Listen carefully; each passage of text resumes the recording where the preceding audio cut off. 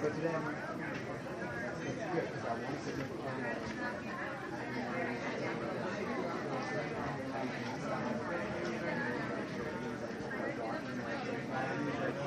oh no, he's sleeping like on his leg. Yeah, so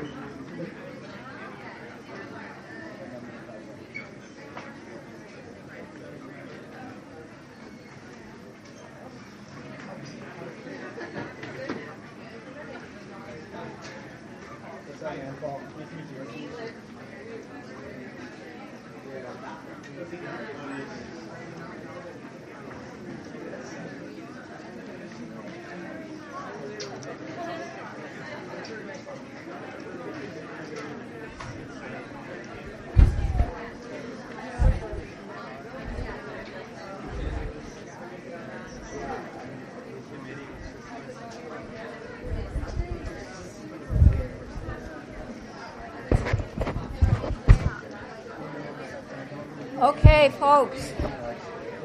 Hello.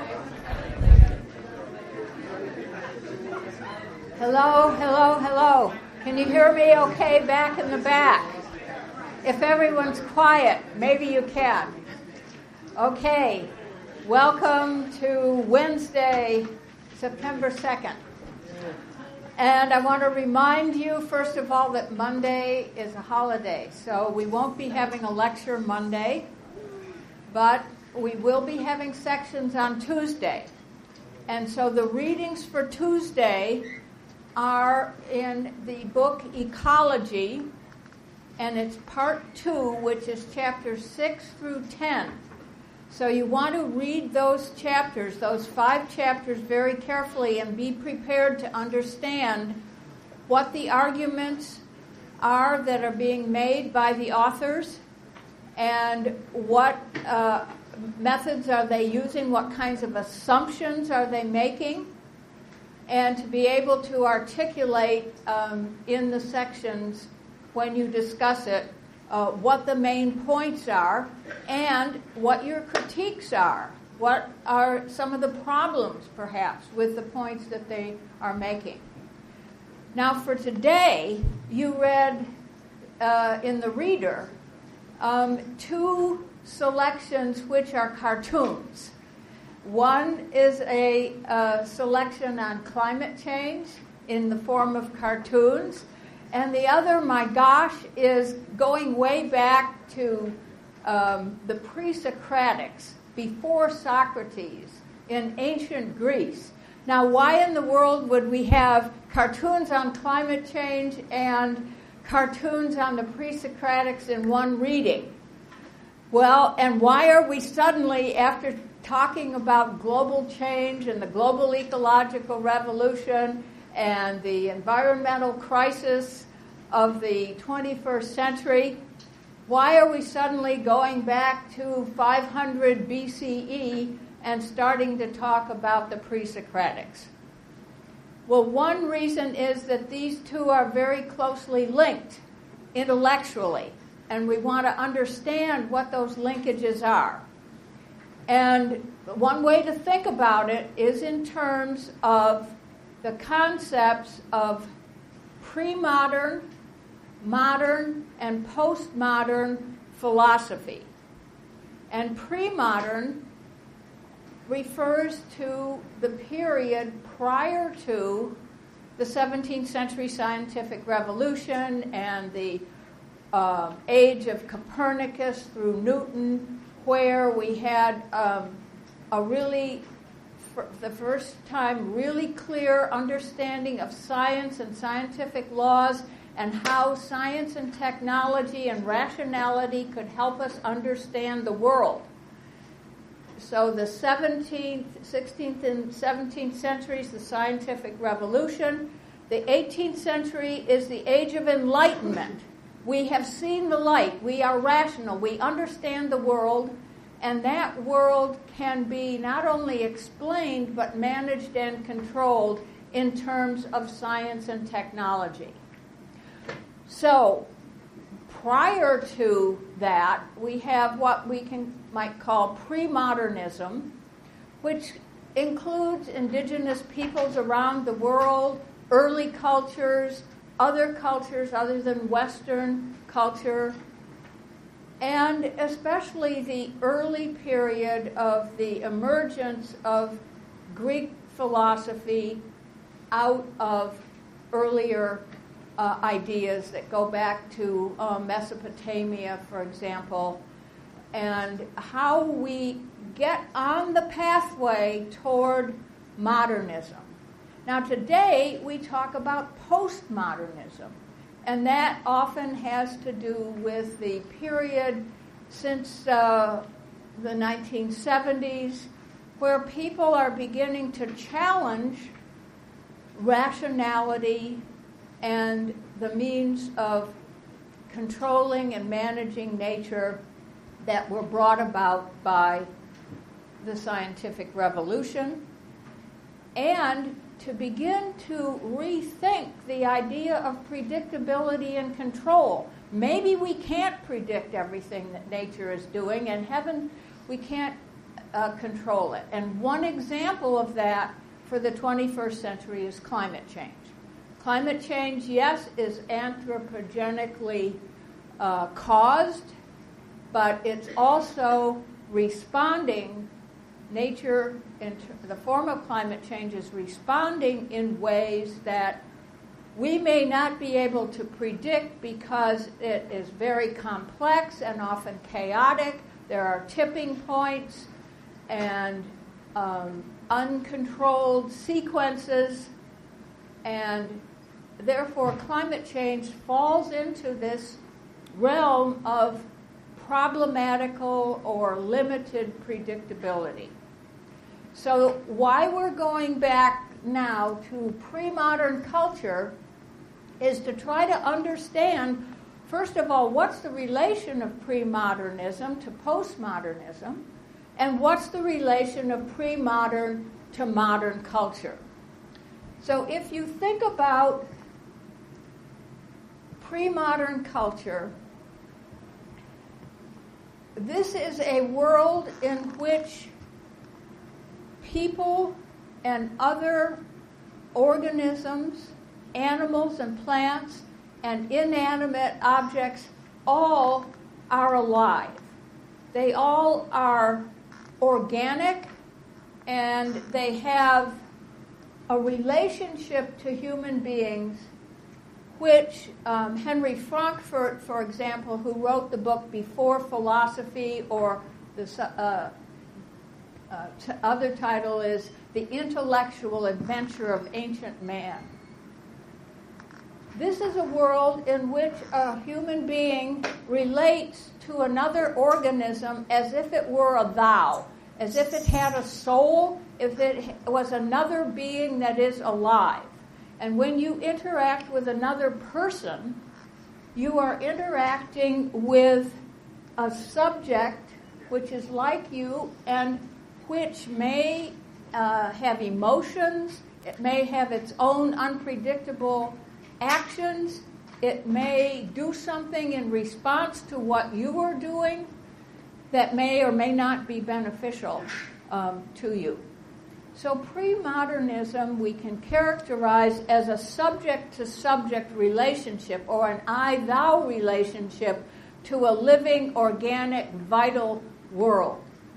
Modern culture with the scientific revolution changes that way of thinking to I am relating to a nature that is an object. Nature is dead.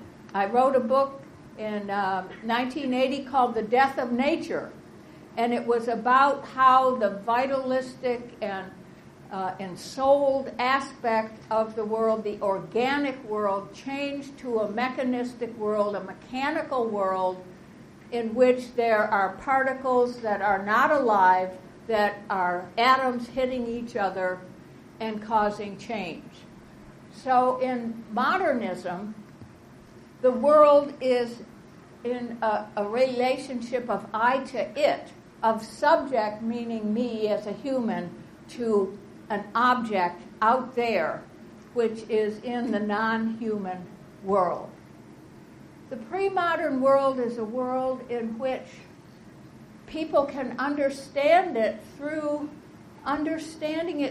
the eyes of a deer, or the motions of a deer, the presence of a deer, where there may be a shaman or any person who is on a vision quest who can have a revelation or an understanding because of some interaction they have had with another being in the world.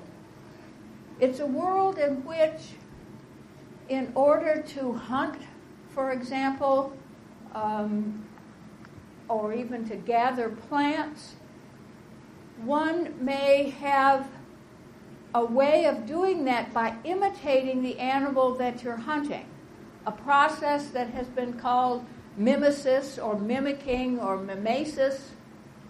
That is, imitating the motions of the deer and trying to be as like the deer as you can, in order then to understand where is the deer going to be, where is the deer going to pop up next, in which rituals are undertaken before the hunt starts, in which the person goes through a process of trying to enter into the being or the soul or the motion of the deer itself in order to have a successful hunt. It's a world in which we can say it was created by an animal, raven, how raven created the world, or how turtle dived down into the pond and brought up mud from the bottom of the pond and placed it on the surface, on a lily pad or on some floating object. And that was the way the world was created. A myth or a narrative or a story. It's a world that is unpredictable, that cannot always be understood and predicted. It's a world in which we accept our fate, and we don't necessarily have to control and manage every aspect of it. And these ideas of the pre-modern world are very, very different from those of the modern world, which prides itself on understanding the laws of nature. And if you can make a law such as the law of gravitation or the law of falling bodies or the laws of momentum and kinetic energy. Once you can understand that and think of it in an abstract world where there's no friction or there's no air resistance, then you can predict what the outcome is going to be. And if you can predict, then you can manage. And then you can control nature. It is a world, the modern world is based on reason, on the logos, on the mind, and on predictability. Richard Nelson is an anthropologist who was studying for a degree in anthropology at the University of Chicago. And he went to Alaska and he did his research on the people of central Alaska called the Koyukon. He lived with the Koyukon for several years while he was doing his research, and as he became more and more embedded in their culture and began to think and behave more and more like the Koyukon, he began to question whose worldview was right. Was it the worldview of the Koyukon, the watchful world, the world created by Raven? Or was it the modern world in which we think maybe it's been created by a monotheistic God, or maybe just a world that has evolved without any creative being? Animals, for Richard Nelson's world, were equal to people. They were equal subjects. It was a world of I and thou. If we go back to the idea of a story or a narrative of how the world was created, was it created by Raven? Or in Western culture, how was it created? Was it a result of Marduk, the god of the Mesopotamians, who created the world? Or was it the Christian God? How do we explain the world? The great two questions that are asked in philosophy are, what is the world made of? And how does change occur? And these are the questions that are asked and answered by the pre-Socratics and then by the modernists, but they're asked and answered in different ways. So for Homer, the world is a story. It's a narrative, just like the narratives that were told by the elders in the Koyukon villages in the dead of winter when there was no light in the daytime and no light in the evening. And they were repeated over and over by the elders to the next generation. Sometimes those stories changed, but mostly they remained the same. And similarly in Greece, the Iliad and the Odyssey, which were the stories of the early Greeks, were recited. They were epic poetry. They were recited every 4 years, and they became the authoritative text of the Greeks. So Homer talks about the story and the sequence of events in which, through which we understand the world around us. And in particular, he talks about Odysseus, who on his voyages in the Mediterranean begins to break away from that imitative world, the world of I and thou, in which the person responds to another being. Odysseus chains himself to the mast so that he would not be subject to the beckoning calls of the sirens. And he tries to separate himself out from the world around him, to become an I that is different from the rest of the world. So the Odyssey of Homer, and especially the role of Odysseus, is taken up, we will see, by the Frankfurt School when we get to our readings on the Frankfurt School and instrumentalism, about the separation, the process of separating the person from the object. Now, for the Greeks, the questions that were asked were, what is the world made of and how does change occur? So the pre-Socratics answered those questions in some very interesting way. Thales was one of the very earliest of the pre-Socratics. He lived in Asia Minor on the coast of the Mediterranean. And what he did was to separate the explanation of the world for him, for the Greeks, from that of the Mesopotamians. For the Mesopotamians, Marduk had created the world. And the world was made up of mud brought up from the depths of the water and placed on a rush mat, was how Marduk created it. Thales said the world is simply a disk floating on water. He left Marduk out. There is no need for a special creator. Marduk is not a necessary entity to explaining what the world is made of and how does change occur. What did Thales say the world was made of? He said all is water.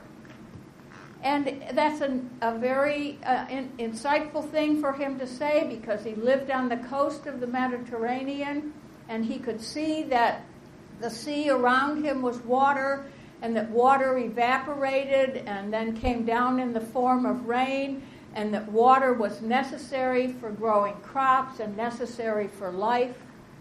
And so he chose, instead of a number of entities and their narratives, he chose one principle, and that principle is all is water.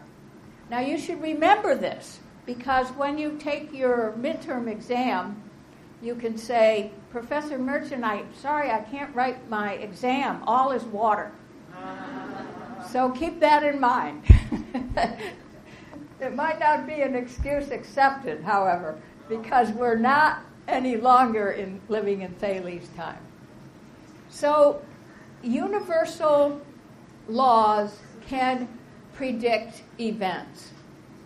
And he said that the earth is simply a circular disk floating on water.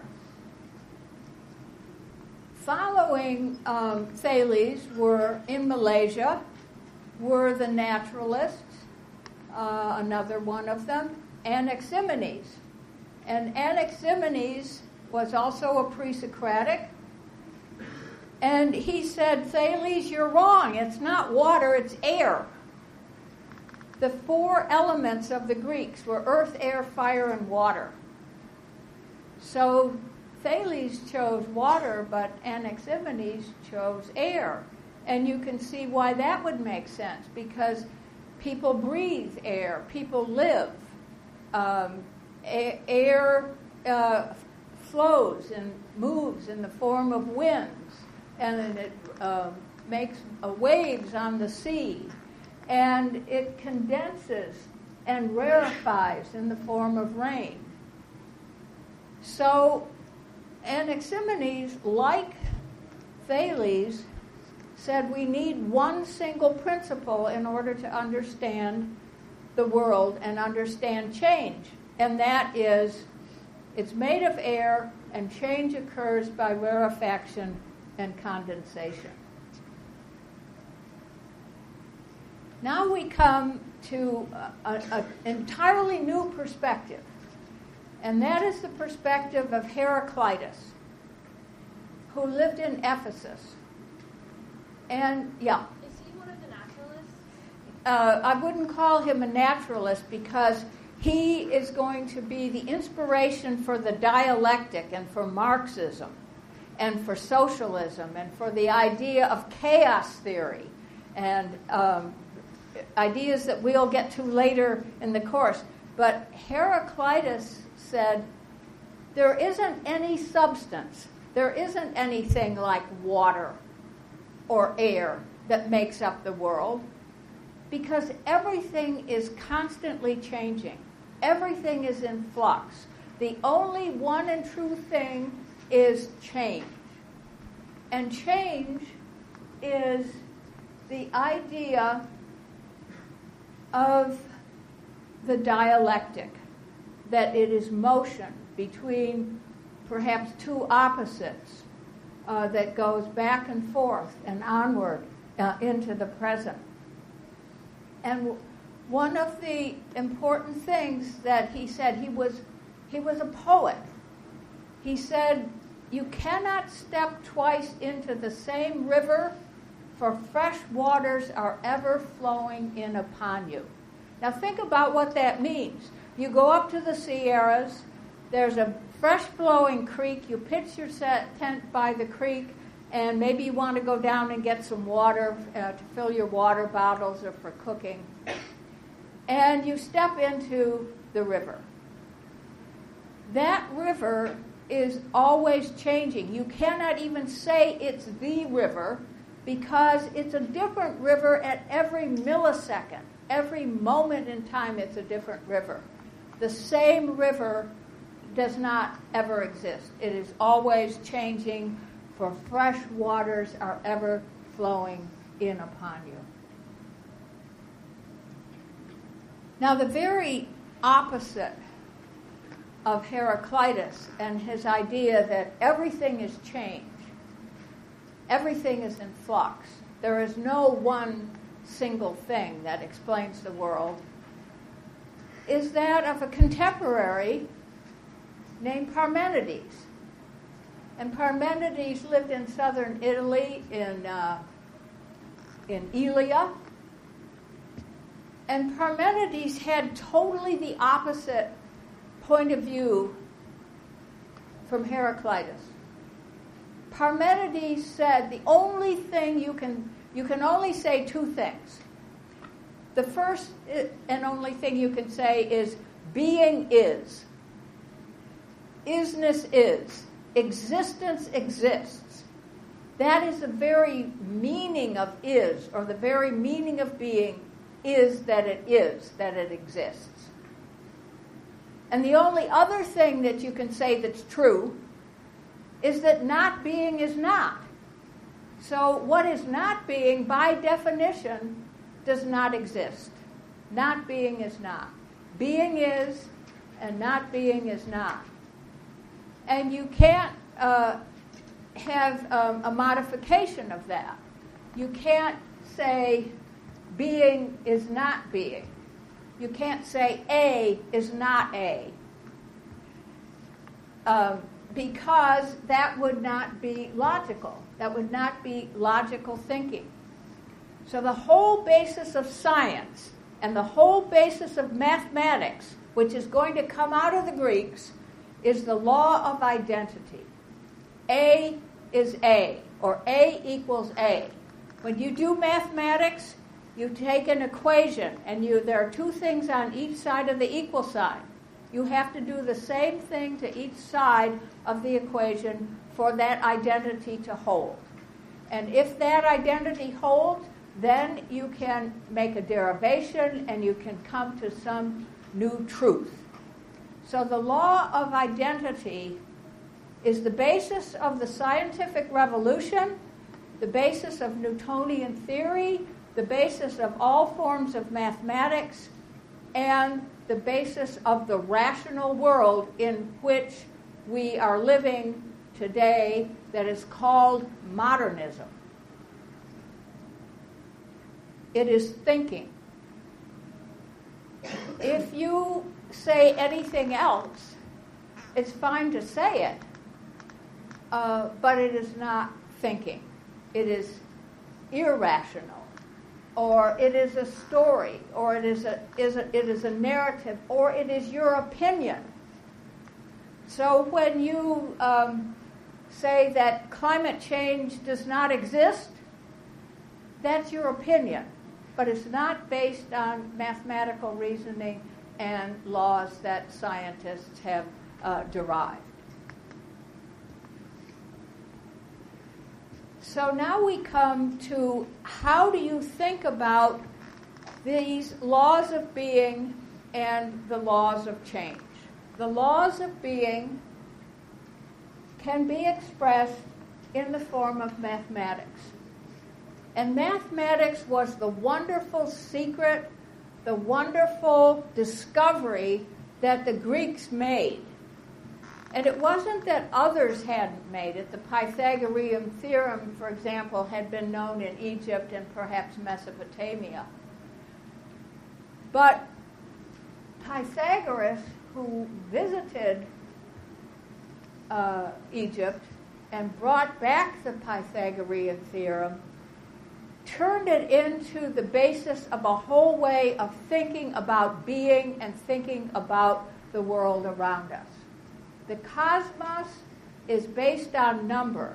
Now today, if you have your computers out, or if you are looking up anything on your computer, it is done in terms of numbers, in terms of ones and zeros, of logic, and of derivation. And if somebody makes a mistake in the code, the whole thing will not work. So we're living in a world of ones and zeros today, and that is the epitome of rationalism. But for the Greeks, it was more than that. It was worship. Numbers for them were sacred. Numbers don't change. They are eternal. They are rational. And you can put numbers in very interesting groupings and sequences to produce music. So they, for example, discovered that if you thought of a number as if it was a pebble, you could make patterns with pebbles called triangular numbers and square numbers. So triangular numbers, if you put one pebble here and then you put 3, you would have the next triangular number. And then you would have 6 pebbles and you would get the next triangular number. And if you put 2 triangular numbers together, you would get a square number. And so the numbers and their sequences and series could be thought of in terms of triangles and squares. And this was such a wonderful, exciting, ecstatic discovery that it became a worship of numbers. It became the way in which humans could be linked to the gods, that humans had a capacity that came from the mind that made them different from the other animals and plants in the world and linked to divinity. They were so ecstatic about these numbers that they thought of them in terms of the harmony of the spheres. And if you look on this diagram here, you see this is a sphere which is cut in half, and in the center is the Earth. It's an Earth-centered cosmos, and in the first ring above the Earth is the moon, and then you get the planets Mercury and Venus. Then you get the orb of the sun because it's an Earth-centered world. And then beyond that, you get Mars and Saturn and Uranus. These planets, when they go around in their perfect circular spheres, they're not ellipses yet. We don't get ellipses until we get Kepler in 1607. These are perfect circles. And as they go around in uniform motion in their perfect circular spheres, they emit a note. And the notes that are emitted all together are in perfect harmony, and that harmony is the harmony of the spheres, and it can only be heard by divine beings, perhaps angels when we get to the Christian era, or divine gods.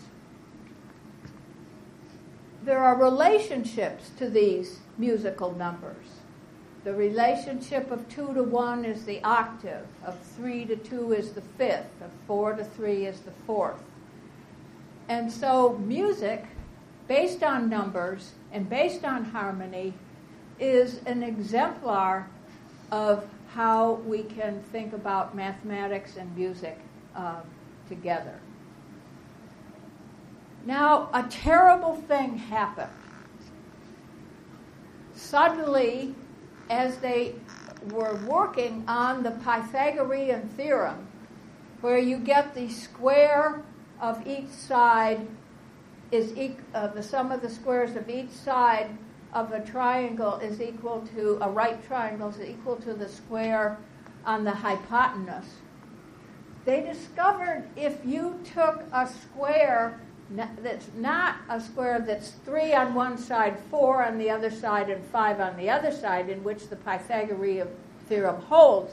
If you have a triangle that is 1 inch on one side and 1 inch on the other side, and you try to apply the Pythagorean theorem to it and derive what is the length of the hypotenuse, you get a terrible, terrible thing. An irrational number, a number that is not a whole number. It is 1.4142114 ad infinitum. You never get to the end of it. It's not a whole number. And it sends their whole theory into chaos. Because now they have to admit that the whole world is not rational, but there is an irrational element into it. A lot of it is rational, yes, but they have to admit the possibility of irrationality. So now we come to Plato. And next Wednesday in class, we are going to read an article on Plato called Plato at the Googleplex. So I want you to think about Plato and what Plato was trying to do, because when Plato visits the Googleplex, he engages with the digital engineers who are trying to do everything in terms of numbers and adding ones and zeros to predict. And so he engages with them, is this knowledge really knowledge? Or is it just instrumental knowledge? And what is the difference in true knowledge and just information? So here we get where we get to with Plato at the Googleplex, we get to here with Socrates and Plato, who lived in Athens in the 5th and 4th centuries BCE, or before the Christian era. And Socrates and Plato, are trying to resolve the problems that were raised by Heraclitus on the one hand, that all is change, and Parmenides on the other hand, that there is no change. Everything is being. Being is. So Plato says, well, how can both of these be true? How can we think about a world in which there are things that don't change, and yet there are things that do change? You can understand it through mathematics, through the laws of mathematics.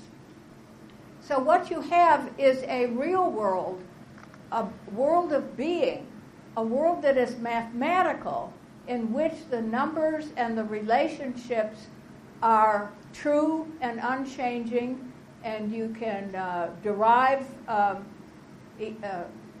ideas and logical ideas from one form, from one equation or one aspect of it to the next. But on the other hand, there's change. It's clearly that there's change. You're all going to get up here and walk out of here, and you may go down and see the creek where the water is ever flowing, and it's not the same creek, and you can't step into it twice. How do you explain change? Well, for Plato, change is explained because this is the world of appearances. This is not the real world. It's the world of appearances. And everything in it is changing, but it is not the real world that can be explained by mathematics. So there are ideal forms, and the best examples of the ideal forms are mathematics, concepts such as the triangle. So I can draw a right triangle, and I can draw an obtuse triangle or a scalene triangle. I can draw an equilateral triangle. Okay, so these, how do we know those are triangles? I just drew them. Do you believe they're triangles? Yes. But how do you know they're triangles? It is because in your mind you have the idea or the pure concept of triangle, that it is 3 lines and 3 angles.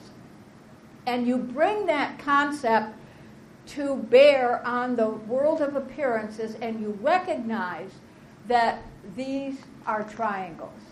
Now these, no matter how much, if I take a ruler and I take a very, very fine pencil or a pen and I try to draw a triangle, it still has dimensionality. These are the dimensions of the chalk. They're 3-dimensional. They're not pure triangles, and they never can be because they're in the world of appearances. But we know they're triangles because we have the concept in our mind, we bring it to the world, and we recognize that this is a triangle. You are all sitting in chairs, and there's a chair over there that's wooden, and there's a chair over there that's plastic, and there's some different chairs up here at this table. And you're sitting in chairs. How do you know those are chairs? These are similar, but those are different, yet we still call them chairs. It's because you have in your mind the pure concept, the pure form of chairness, and you bring that concept to the room around here, and when I say it's a chair, you don't argue with me, hopefully. So concepts like the triangle and the chair give us a real-world example. But for Plato, the most important pure concepts, pure forms, are those of the state, the good, of justice. These are theoretical concepts, and how do we know what the good state is, or how do we know what justice is? It's only after you understand mathematics and you enter Plato's Academy, where all who enter must study mathematics. So if you're going to work at the Googleplex, you better have studied mathematics and code and digital processing.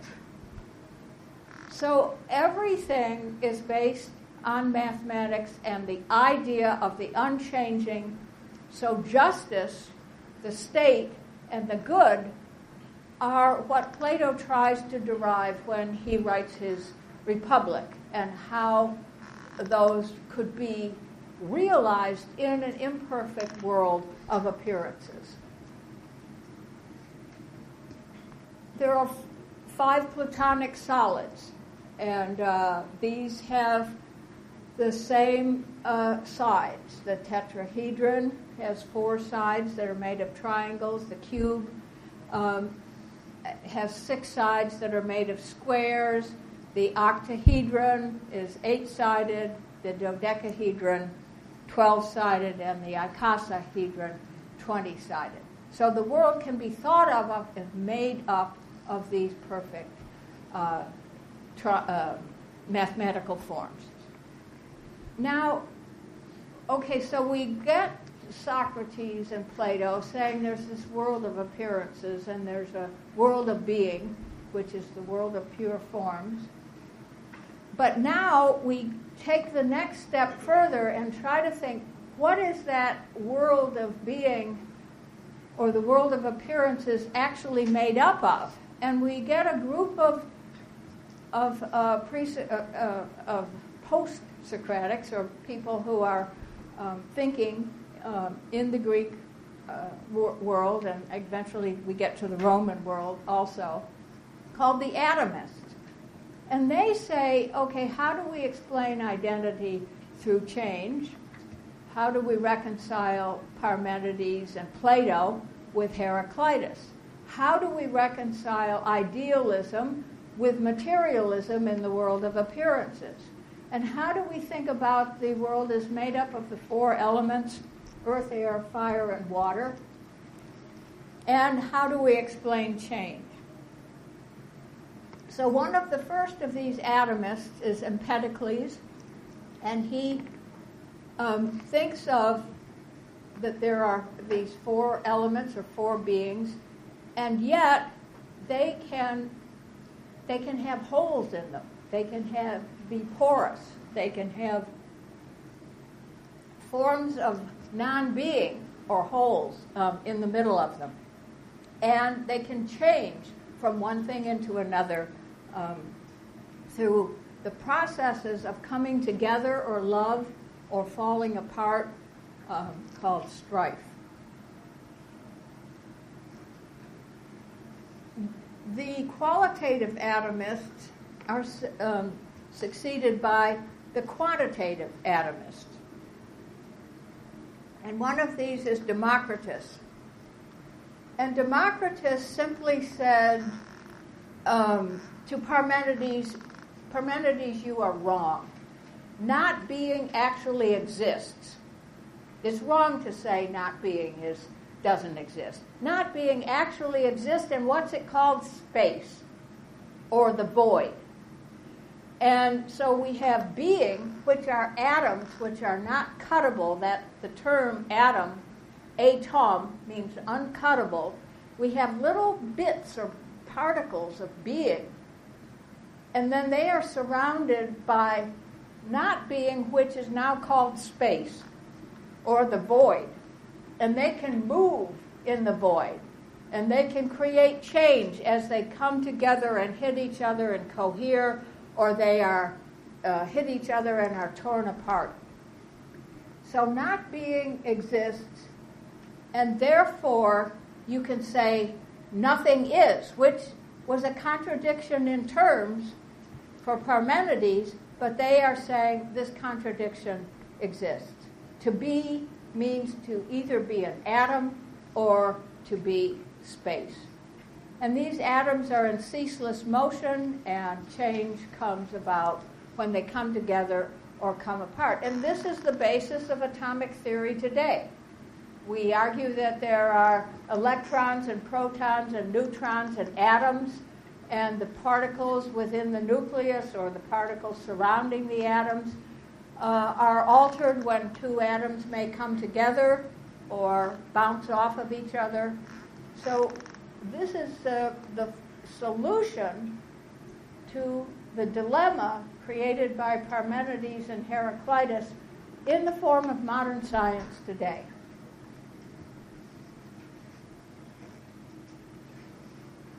Now, another philosopher, a Roman,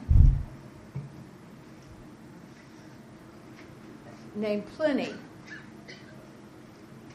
took all this a step farther. And he argued that the earth was actually alive in many ways, like the pre-moderns. The earth is bountiful, it is organic, it is vital, and it is perfect except for the fact that humans abuse it. So we begin to get the beginnings of environmentalism, environmental abuse of the world around us. So in the center of the earth, for example, there might well be ores, or they're on the surface of the earth, there are forests, and we have the capacity as humans to abuse our mother, the earth, by digging out the ore from within it and transforming it, or polluting the rivers if we cut down trees, or if we burn the wood, it pollutes the air. And the bountifulness of the earth can be altered by human abuse. Now I want you to notice one thing about Pliny. He was born in 23 AD, or we would now say CE, the Common Era. And look at the date he died, 79 AD. What happened in 79 AD? I'm sorry? Mount Vesuvius. He lived in Naples, where Mount Vesuvius is, and one day there were these rumblings, and Mount Vesuvius suddenly erupted. In one single day, the entire village or town of Pompeii was destroyed, and Pliny died.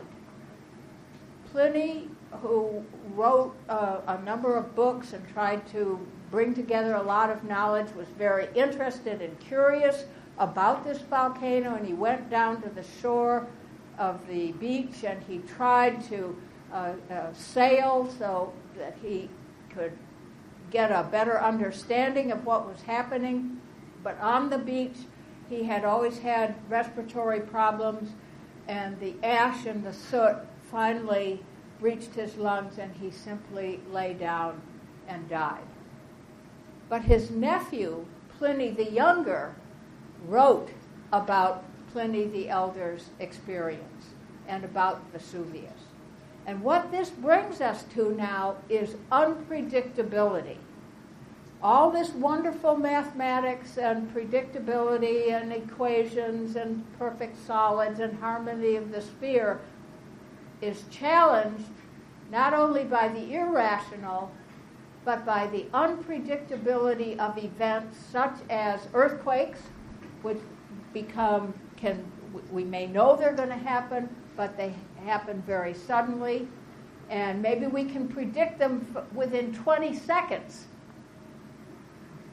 Or the volcano. We may hear the rumblings and we know that the volcano may erupt, but we don't really know what day it's going to be or when.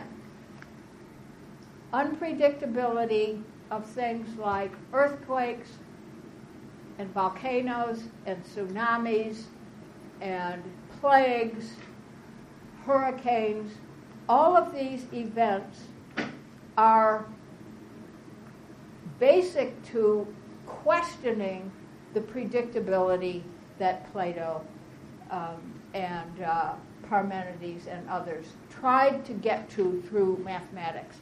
And Daniel Botkin, who's an ecologist, wrote a book based on Pliny and the idea of discordant harmonies and unpredictability, the science of chaos theory and complexity theory, which comes up in the 1970s and 80s and is perhaps the science for the 21st century.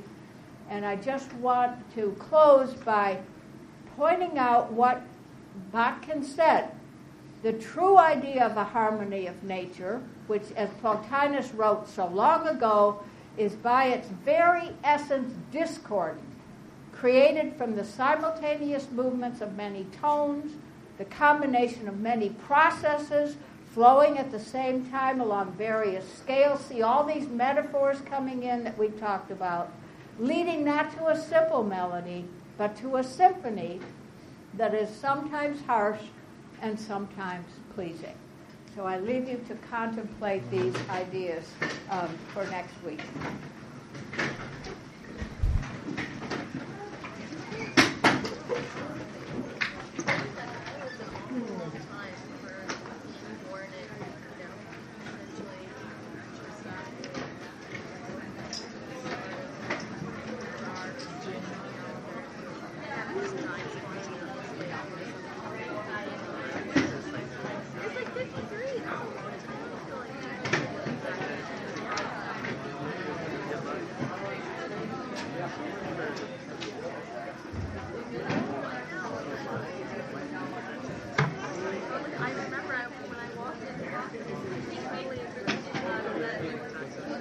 The first 10 minutes是吧？但是应该也会有简答填空吧？应该不会光我们之前在说是有文章，就是期末要写2篇。